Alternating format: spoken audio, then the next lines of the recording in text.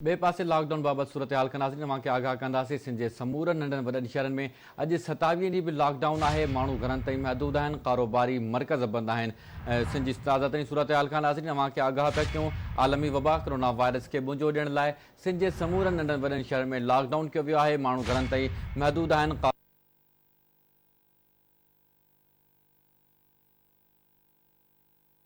Virus खे शिकस्त ॾियण लाइ सिंध जे समूरनि नंढनि वॾनि शहरनि में लॉकडाउन कयो वियो आहे। लॉकडाउन खे कामयाबु करण लाइ पुलिस ऐं रेंजर्स जो गश्त जारी आहे। सिंध जी मजमूई सूरत हाल कंदासीं तव्हां खे आगाह पिया कयूं। आलमी वबा कोरोना वायरस खे शिकस्त ॾियण लाइ सिंध जे समूरनि नंढनि वॾनि शहरनि में लॉकडाउन कयो मर्कज़ बंदि आहिनि।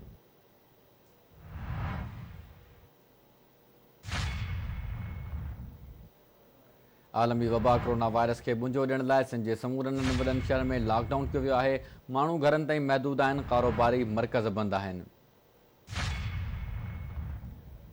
सिंध जे समूरनि नंढनि वॾनि शहरनि में लॉकडाउन खे कामयाबु करण लाइ पुलिस ऐं रेंजर्स जो गश्त जारी आहे। कराची, हैदराबाद, मीरपुर ख़ास, नवाबशाह, लाड़काणो, जेकमाबाद, दादू, शिकारपुर, कंबर, शहदादकोट, नौशरो फिरोज़, जामशोरो, घोटकी, मटियारी, टंडो अलैया, टंडो मोहम्मद खान, उमरकोट, मिठी ऐं बदीन ज़िलनि जा समूरा नंढा वॾा शहर बंदि आहिनि।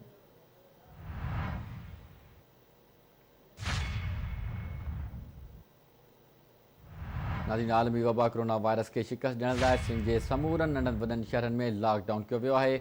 माण्हू घरनि ताईं महदूद आहिनि, कारोबारी मर्कज़ बंदि आहिनि। लॉकडाउन खे कामयाबु करण लाइ सिंध जे समूरनि नंढनि वॾनि शहरनि में पुलिस ऐं रेंजर्स जो गश्त जारी आहे। सिंध जी मजमूई सूरत हाल कंदासीं तव्हां खे आगाह कंदा हलूं। आलमी वबा कोरोना वायरस खे शिकस्त ॾियण लाइ सिंध जे समूरनि नंढनि वॾनि शहरनि में लॉकडाउन कयो वियो आहे। माण्हू घरनि ताईं महदूद आहिनि, कारोबारी मर्कज़ बंदि आहिनि।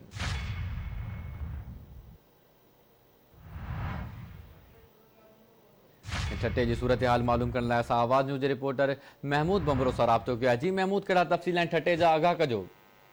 जी बिल्कुलु, अॼु 27 ॾींहं बि जेको आहे छठे में लॉकडाउन त जारी आहे, पर अॼु जेका सूरत हाल नज़र अची रही आहे छठे में, उन में कुझु रश जेका आहे माण्हुनि जी उहा नज़र अची रही आहे। छो त 27 ॾींहं गुज़री विया आहिनि। काफ़ी अहिड़ा माण्हू आहिनि जेके मुश्किलातुनि खे मोह ॾेई रहिया आहिनि। उन्हनि जे घरनि में अटोड़ा अचनि घटि थियण जे करे उन्हनि माण्हुनि मजबूरनि जेको आहे शहर तरफ़ मोह कयो आहे।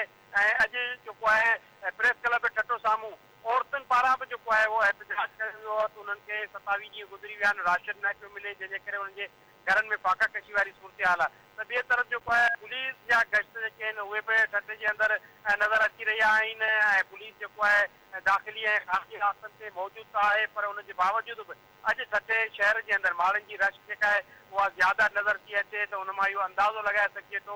माण्हुनि सां बि जॾहिं ॻाल्हि ॿोल कई वई आहे त उन्हनि इहो ॿुधायो आहे त घरनि में फाका कशी हुअण जे करे उन्हनि जेको आहे शहरनि जे तरफ़ मोह कयो आहे। त हिकु तरफ़ मुक़ैर हज़रात जेके आहिनि उहे उन्हनि जी मदद कनि त ॿिए तरफ़ कंहिं न कंहिं क़िस्म सां उन्हनि खे का इमदाद मिले, जंहिंजे करे उहे माण्हू जेके आहिनि हिन वक़्तु शहर जे तरफ़ आहिनि। ऐं ॿिए तरफ़ जेको आहे ठटे जे अंदरि लॉकडाउन वारी सूरत हाल जेका आहे उहा बरक़रार आहे। 27 ॾींहं बि अॼु जेको आहे लॉकडाउन जेको आहे उहो जारी आहे। ऐं मामूल जे मुताबिक़ जेका ज़िंदगी आहे उहा हिन वक़्तु माण्हू जेके आहिनि बसर करे रहिया आहिनि।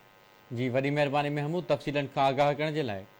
नाज़रीन, आलमी वबा कोरोना वायरस खे शिकस्त ॾियण लाइ सिंध जे समूरनि नंढनि वॾनि शहरनि में लॉकडाउन कयो वियो आहे। माण्हू घरनि ताईं महदूद आहिनि, कारोबारी मर्कज़ बंदि आहिनि, जॾहिं त सियासी समाजी सरगर्मियूं मुअतल आहिनि। लॉकडाउन खे कामयाबु करण लाइ पुलिस ऐं रेंजर्स जो गश्त जारी आहे। आलमी वबा कोरोना वायरस खे मुंझो ॾियण लाइ सिंध जे समूरनि नंढनि वॾनि शहरनि में लॉकडाउन बरक़रार आहे। कराची, हैदराबाद, मीरपुर ख़ास, नवाबशाह, लाड़काणो, जेकमाबाद, दादू, शिकारपुर, कंबर, शहदादकोट, नौशरो फिरोज़, जामशोरो, घोटकी, मटियारी, टंडो अलैया, टंडो मोहम्मद खान, उमरकोट, मिठी ऐं बदीन ज़िलनि जा समूरा नंढा वॾा शहर बंदि आहिनि। सिंध जी मजमूई सूरत हाल खां नाज़रीन तव्हां खे आगाह कंदा हलूं। आलमी वबा कोरोना वायरस खे शिकस्त ॾियण लाइ सिंध जे समूरनि नंढनि वॾनि शहरनि में लॉकडाउन आहे। माण्हू घरनि ताईं महदूद आहिनि, कारोबारी मर्कज़ बंदि आहिनि। सजावल जी सूरत हाल मालूम करण लाइ असां आवाज़ न्यूज़ जे रिपोर्टर गफ़ूर पलीपोटो सां राब्तो कयो आहे। जी गफ़ूर, कहिड़ा तफ़सील आहिनि, आगाह कजो। जी, जीअं त लॉकडाउन जो सिलसिले खे अॼु 6 ॾींहं थी चुको आहे ऐं मुसलसल जगो जारी आहे। ऐं सॼे ज़िले जी हवाले सां तव्हांखे ॿुधाईंदो वञा, सिजावल, चूहर जमाली, जाती, मीरपुर पठो, दड़ो ऐं नंढा वॾा जेके शहर आहिनि ऐं हिननि में मुकमल लॉकडाउन आहे। माण्हू पंहिंजे घरनि ताईं महदूद आहिनि, सवाइ जेके खाइण पीअण जी शयुनि जा जेके दुकान आहिनि उहे खुलियल आहिनि। बाक़ी जेके ॿिया जेके कारोबारी मर्कज़ मुकमल तौर ते बंदि आहिनि ऐं जेके सिजावल शहर या मुख़्तलिफ़ शहरनि मां जेके ईंदड़ वेंदड़ ज़िले जा जेके बॉर्डरनि उन्हनि ते सख़्तु चेकिंग कई पई वञे, उन्हनि तां कार्डनि खां सवाइ चेक करे जेके उन्हनि खे न छॾियो पियो वञे ऐं पूरे ज़िले में जेके आहे सो उन में पुलिस जो गश्त आहे, उन सां गॾु गॾु कानून नाफ़िज़ कंदड़ इदारा आहिनि ऐं मुख़्तलिफ़ जेके एमरजेंसी सेंटर्स ते पंहिंजे कम खे जारी रखे अचनि पिया। अहिड़े तरीक़े सां पूरे ज़िले में जेको लॉकडाउन जो सिलसिलो जारी आहे।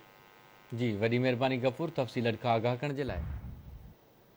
नाज़रीन, आलमी वबा कोरोना वायरस के शिकस्त ॾियण लाइ सिंध जे समूरनि वॾनि शहर में लॉकडाउन कयो वियो आहे। माण्हू घरनि ताईं महदूद आहिनि, कारोबारी मर्कज़ बंदि आहिनि, जॾहिं त ज़िंदगी जो कार वहिंवार ठप थी वियो आहे। आलमी वबा कोरोना वायरस खे मुंझो ॾियण लाइ सिंध जे समूरनि वॾनि शहर में लॉकडाउन आहे। लॉकडाउन खे कामयाब करण लाइ पुलिस ऐं रेंजर्स जो गश्त जारी आहे।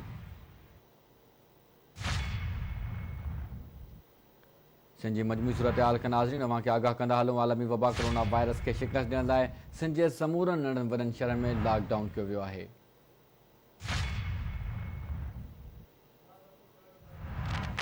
टंडोला यार जी सूरत हाल मालूम करण लाइ असां आवाज़ न्यूज़ जे रिपोर्टर गुलाम रसूल नोड़ियो सां राब्तो कयो आहे। जी गुलाम रसूल, कहिड़ा तफ़सील आहिनि, आगाह कजो।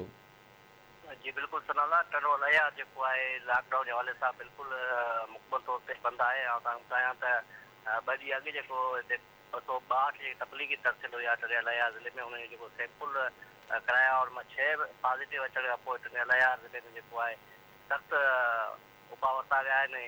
जेके बाज़ारूं खुलियूं हुयूं उन्हनि खे बंदि करायो वियो आहे ऐं चओ तरफ़ जेको ईंदड़ वेंदड़ जेके रस्ता आहिनि, ख़ासि जीअं दाख़िली रस्ता उन किनातो हणी बंदि कयो वियो आहे।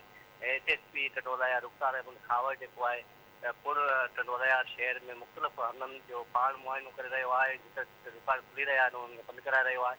ऐं तव्हां ॿुधायां त जेकी 6 पॉज़िटिव केस आया हुआ उनखे टंडोला जेको आइसोलेशन सेंटर क़ाइमु कयो वियो आहे DHQ हॉस्पिटल में, उन्हनि में मुंतक़िल कयो वियो आहे। हुते डॉक्टरनि जी जेका टीम जेका तश्कील ॾिनी वई आहे, जेकी उन मरीज़ जेकी दाख़िल कयो आहे उन देखभाल करे रहिया आहिनि। उते डॉक्टर जेकी मौजूदा उन्हनि सां राब्तो थियो आहे, उन चवणु आहे त हिते जेकी 6 दाख़िल कया विया आहिनि कोरोना वायरस में मुब्तला मरीज़, उन्हनि जो जेको सिहत जे हवाले सां जेकी आहे बिल्कुलु तंदुरुस्त नज़र अची रहिया आहिनि। पर जेकॾहिं उन जी तबियत ख़राबु थी, असां वटि बिल्कुलु हिते डॉक्टर जूं टीमूं तश्कील ॾिनी वियूं आहिनि ऐं 24 कलाक जेकी हिते डॉक्टर मौजूदु आहिनि।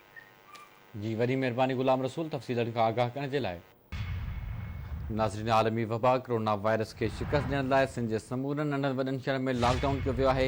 माण्हू घरनि ताईं महदूद आहिनि, कारोबारी मर्कज़ बंदि आहिनि, जॾहिं त लॉकडाउन खे कामयाब करण लाइ पुलिस ऐं रेंजर्स जो गश्त जारी आहे। सिंध जी मजमूई सूरत हाल खां नाज़रीन अवां खे आगाह कंदा हलूं। आलमी वबा कोरोना वायरस खे शिकस्त ॾियण लाइ सिंध जे समूरनि नंढनि वॾनि शहरनि में लॉकडाउन कयो वियो आहे। माण्हू घरनि ताईं महदूद आहिनि, कारोबारी मर्कज़ बंदि आहिनि।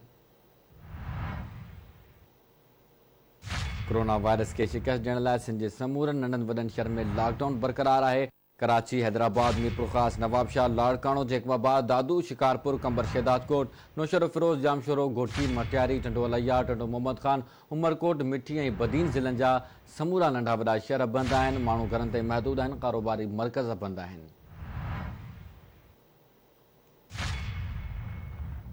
सिंध जी मजमूई सूरत हाल खां नाज़रीन अवां खे आगाह पे कयूं। आलमी वबा कोरोना वायरस खे शिकस्त ॾियण लाइ सिंध जे समूरनि नंढनि वॾनि शहरनि में लॉकडाउन आहे। ज़िंदगी जो कार वहिंवार ठप थी वियो आहे। माण्हू घरनि ताईं महदूद आहिनि, कारोबारी मर्कज़ बंदि आहिनि।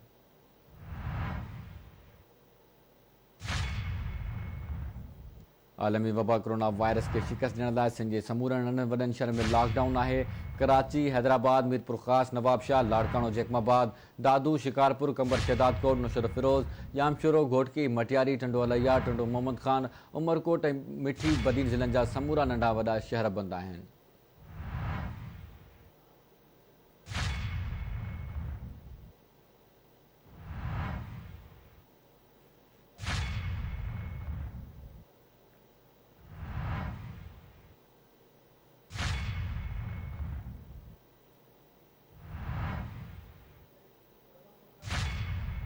टंडो मोहम्मद खान जी सूरत हाल मालूम करण लाइ असां आवाज़ न्यूज़ रिपोर्टर काज़ी शम्स सां राब्तो कयो आहे। जी काज़ी, कहिड़ा तफ़सील आहिनि, आगाह कजो।